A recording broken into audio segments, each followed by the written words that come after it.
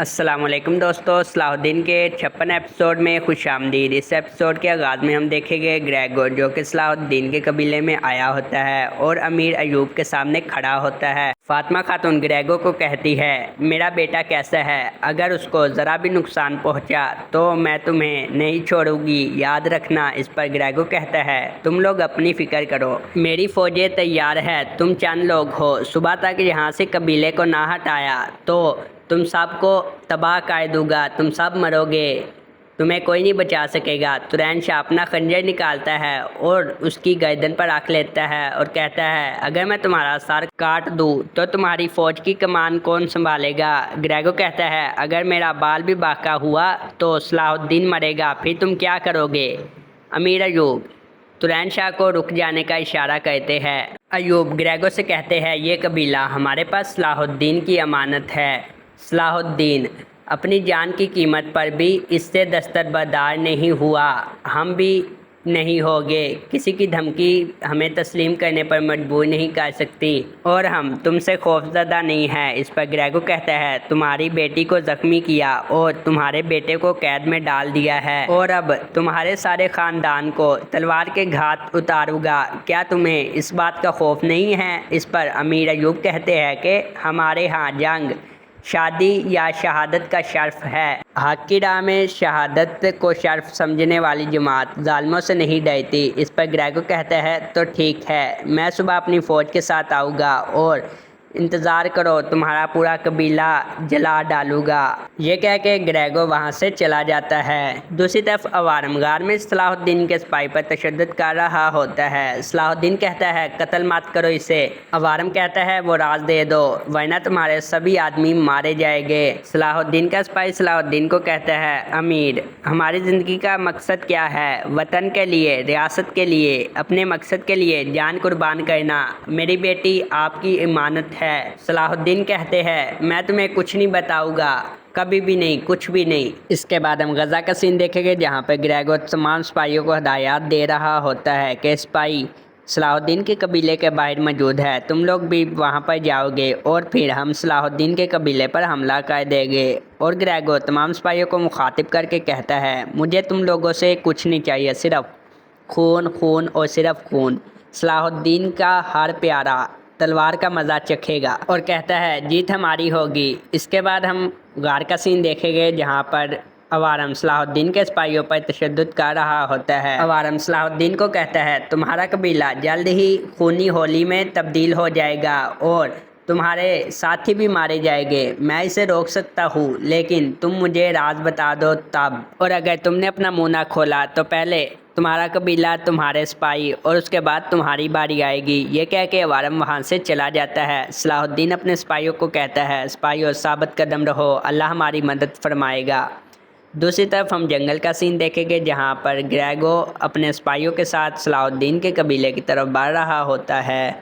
اس کے بعد ہم دیکھیں گے صلاح الدین غار میں آواز لگاتا ہے اور ایک سپاہی آتا ہے، کہتا ہے چلا کیوں رہے ہو؟ صلاح الدین کہتا ہے یہ انتقام کی آگ ہے۔ صلاح الدین اپنے ہاتھ کھولنے میں کامیاب ہو جاتا ہے اور اس سپاہی کو مار دیتا ہے۔ اس کے بعد اپنے سپاہیوں کو قید سے آزاد کروا لیتا ہے۔ صلاح الدین اپنے سپاہیوں کو کہتا ہے قبیلے پر حملہ شروع ہونے سے پہلے ہمیں قبیلے میں پہنچنا ہوگا، اور وہ ان سپاہیوں کی تلواریں اٹھا کر وہاں سے نکل جاتے ہیں۔ اس کے بعد ہم دیکھیں گے عوارم کا سپاہی جو کہ عوارم کے پاس کھڑا ہوتا ہے، عوارم سے پوچھتا ہے کہ کیا آپ واقعی صلاح الدین کے منہ کھولنے کے بعد اسے رہا کر دیں گے؟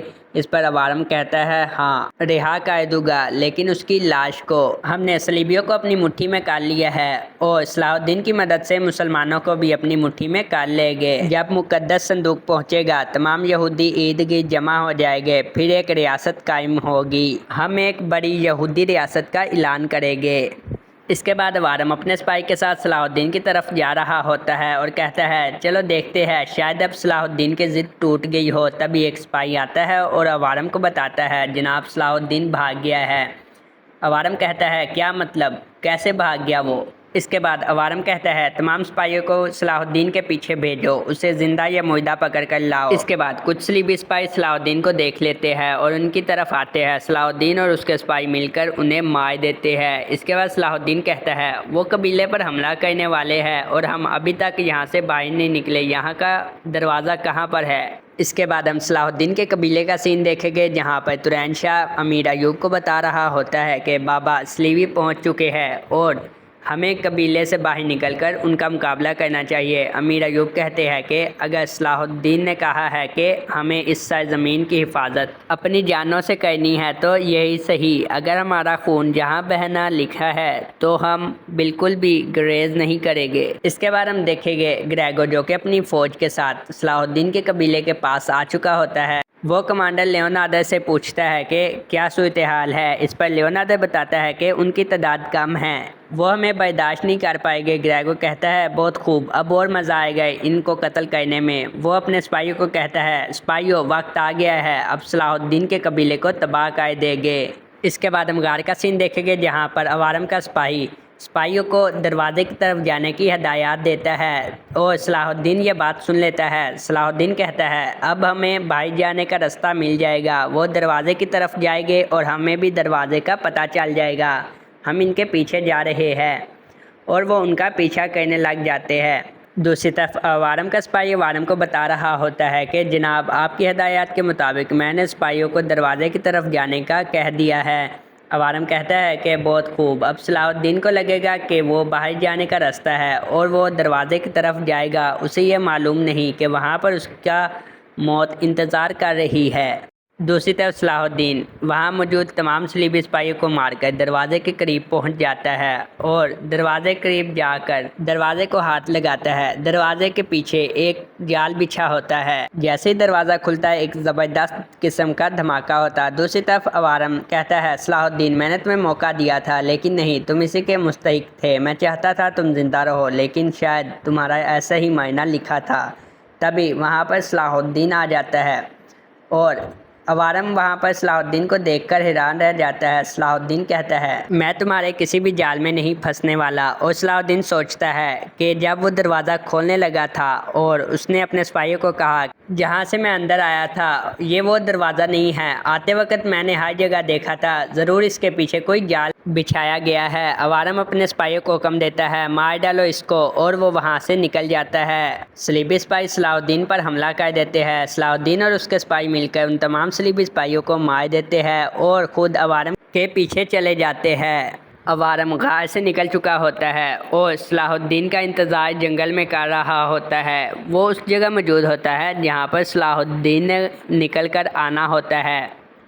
وہ اپنے سپاہیوں کو کہتا ہے تیار ہو جاؤ، جیسے صلاح الدین یہاں سے نکلے صلاح الدین کو اپنی موت نظر آنی چاہیے۔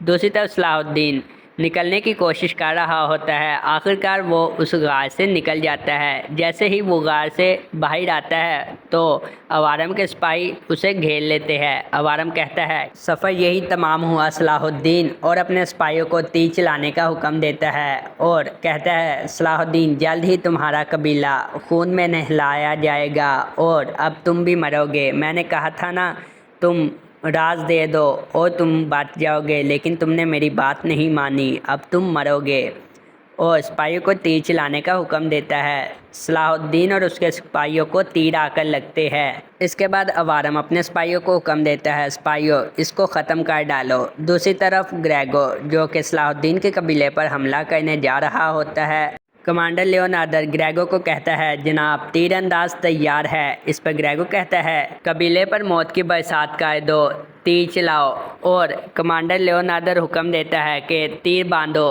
تمام سپاہی تیر باندھ لیتے ہیں اور کمانڈر لیونارڈو کے اشارے پر قبیلے پر تیر برسا دیتے ہیں اور قبیلے پر تیروں کی برسات شروع ہو جاتی ہے۔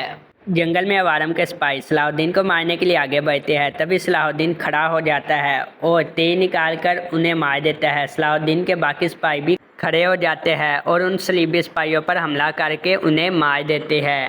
صلاح الدین بتاتا ہے میں پوری تیاری سے باہر نکلا تھا۔ عوارم کہتا ہے خواہ خواہ کوشش کر رہے ہو، تمہارے لوگ مار رہے ہیں اور تمہیں بھی مرنا ہوگا، اور اپنے سپاہیوں کو حکم دیتا ہے حملہ کرو، اور عوارم کے سپاہی صلاح الدین اور اس کے سپاہیوں کو گھیر لیتے ہیں اور ان پر حملہ کرنے والے ہوتے ہیں، تبھی ان کو تیر آ کر لگتے ہیں اور آس پاس کے صلیبی سپاہی مار جاتے ہیں۔ عوارم کہتا ہے یہ کون لوگ ہیں اور یہاں تک کیسے پہنچ گئے؟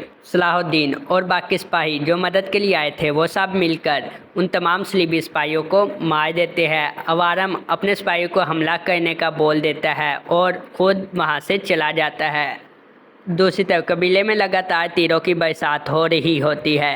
ग्रेगो तमाम सिपाहियों को रुक जाने का कहता है और कहता है हमने उनके हाथ तोड़ दिए हैं, अब वो कुछ नहीं कर पाएंगे, और हमने उनके पाँव भी तोड़ दिए हैं, अब वो कहीं नहीं जा पाएंगे। अब वक्त आ गया है उन सब को अपनी तलवार के घात उतारने का। उस कबीले में कोई भी जिंदा ना बचे और सिपाही तलवार निकाल लेते हैं और ग्रेगो कहता है चलो चले। वो जा रहे होते हैं, तभी वहाँ पर कुछ सिपाही आ जाते हैं। ग्रेगो देखता है और कहता है सुल्तान नूरुद्दीन जंगी आ गया है। तभी मौदूद सामने आता है। ग्रेगो देखकर कहता है मौदूद। इस पर मौदूद कहता है अब चीता आ चुका है, शिकार ख़त्म हुआ ग्रेगो।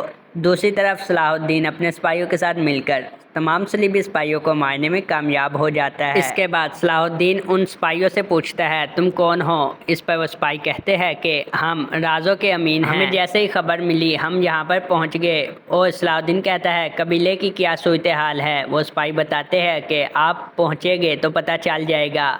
दूसरी तरफ ग्रेगो मौदूद को कहता है मैंने कहा था कबीला मुंतकिल हो जाना चाहिए, अगर ना हुआ तो मैं अपनी तलवार से इसे ठिकाने लगाऊंगा। अब मेरा शिकार मेरी तलवार की नोक पर है, तुम छीन नहीं सकते चीते। इस पर मौदूद कहता है कि मैं भी कबीला मुंतकिल करना चाहता हूँ, लेकिन ये मामला खून से हल नहीं होगा और मैं तुम्हें खून बहाने की इजाज़त नहीं दूंगा। इस पर ग्रेगो कहता है तो फिर हम तुम्हारा खून बहाकर यहाँ से आगे जाएंगे। मौदूद कहता है अगर मैं लड़ना चाहता तो ये तीर ज़मीन पर नहीं बल्कि तुम्हारे सीनों में पेवस्त होते, लेकिन मैं लड़ना नहीं चाहता। ये मामला हम मुआहदे के ज़रिए भी हल कर सकते हैं बिना खून बहाए। इस पर ग्रेगो कहता है कैसा मुआहदा। मौदूद कहता है तुम्हें अपनी फ़ौज पीछे ले जानी होगी और मैं सलाहुद्दीन के कबीले को मुंतकिल कर दूंगा। ग्रेगो कहता है मुझे तुम लोगों पर बिल्कुल भी भरोसा नहीं। अब जब मैं अपनी फ़ौज के साथ यहाँ पर कबीला तबाह करने के लिए आ गया हूँ तो मैं अपनी फ़ौज पीछे नहीं लेकर जाऊँगा। मौदूद कहता है तो फिर यहाँ पर ज़बरदस्त किस्म की जंग होगी, कबीले को तबाह करते करते तुम अपनी फ़ौज तबाह कर बैठोगे। इस पर ग्रेगो कहता है और क्या तुम मेरी तलवार से बच पाओगे। मौदूद कहता है मुझे अपनी जान की परवाह नहीं, जाकर अपनी मलका से बात करो और उन्हें कहो कि मैं सुल्तान नूरुद्दीन को इस बात पर कायल कर लूँगा और वो मुआहदे पर बज़ाते खुद दस्तखत करेंगे।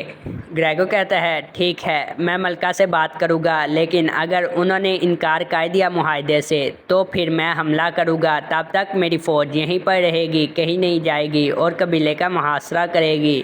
मौदूद कहता है ठीक है मेरी भी फ़ौज यहीं रहेगी। अब अगर तुम्हारी मलका ने हमारी बात ना मानी तो फिर हमारे पास भी एक ही रास्ता रह जाएगा और वो तलवार का होगा। तो दोस्तों आज के एपिसोड बस इतना ही। उम्मीद करता हूँ आपको ये वीडियो पसंद आई होगी। अगर पसंद आई है तो लाइक करें और जो मेरे चैनल पर नए हैं सलाहुद्दीन के अगले एपिसोड के लिए हमारे चैनल आल सीरीज़ 2024 को सब्सक्राइब करें। अपना ख्याल रखिएगा। अल्लाह हाफिज़।